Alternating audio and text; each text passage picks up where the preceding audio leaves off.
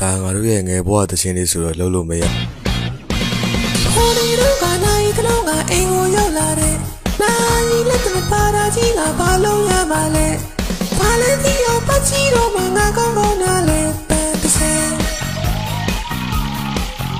ပုံစံမျိုးဆောင်ထိုင်ကပြောတာတကယ်ကိုမိုက်ပါတယ်